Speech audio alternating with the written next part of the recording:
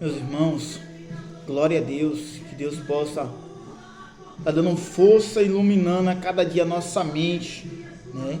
E nos dando resistência, né? E nós recebemos de Deus um espírito de coragem, não é o espírito de covardia.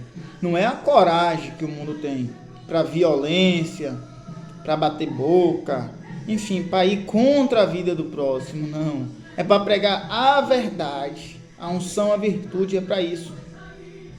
Se a gente parar para meditar, o sistema está tentando, né? Tentando barrar a igreja de Cristo, né? Os homens de Deus a falar a verdade, né? Com a tal tolerância religiosa, enfim, tantas coisas que eles inventam, cada nome, né? Mas a gente reflete uma coisa: o que a gente prega é a palavra de Deus. E a maioria dessas pessoas, elas confessam ser de Deus, confessam ser filho, todos nós somos filhos de Deus, e age contra a palavra de Deus, usa da autoridade que tem, do poder aqui na terra, para barrar a palavra de Deus. Mas nós, como ficamos? Nós vamos aceitar essas heresias ou nós vamos continuar pregando a verdade? Deus, ele busca, né, a Bíblia vai dizer, adoradores, que adore a ele em espírito e em verdade. E tudo que a gente tem falado é bíblico, tudo que os irmãos têm pregado é bíblico. Vamos meditar aqui em 1 Coríntios 6, né, aqui a partir do 8, para a gente entender se as coisas que estão sendo ditas é bíblico ou não, né? A Bíblia vai dizer: mas vós mesmo fazeis injustiça e fazeis o dano, e isto aos próprios irmãos. Ou não sabeis que os injustos não herdarão o reino de Deus?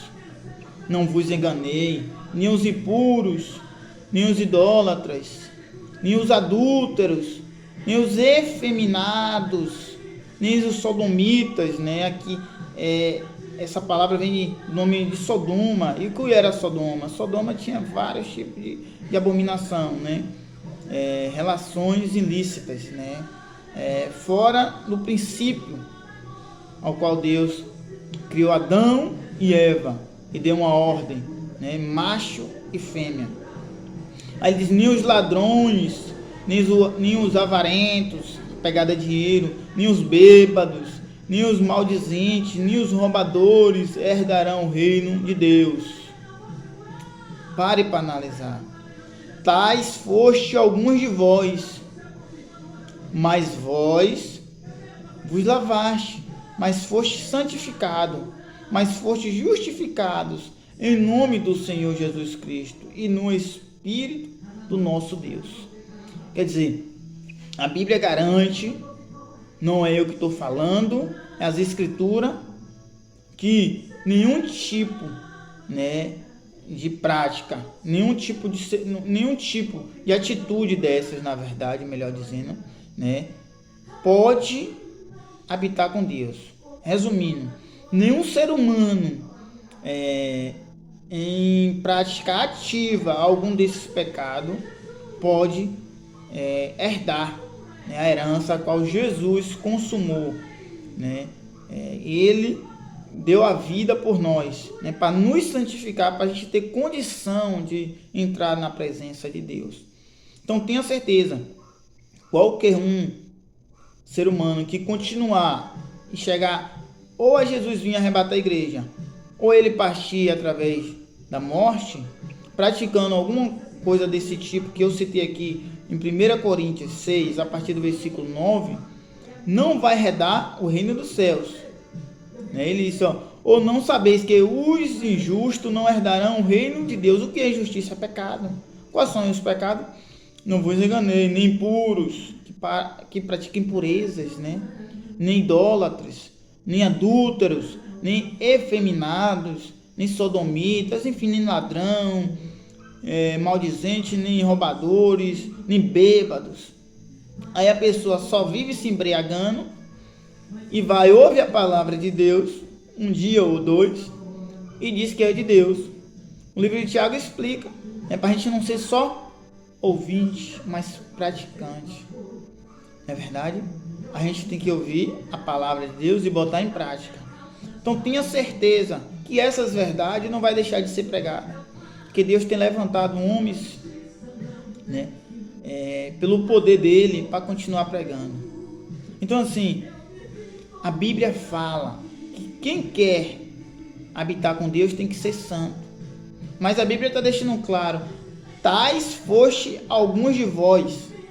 Fostes, quer dizer, todos nós praticamos o pecado.